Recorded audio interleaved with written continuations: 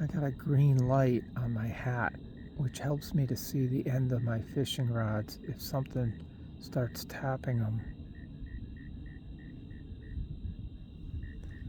So I got 2 rods out right now, and I got the baits on the bottom, just off the bottom actually. And I'm yet to get a strike, and I'm kind of surprised. But we'll see. There's the boat dock with all the lights.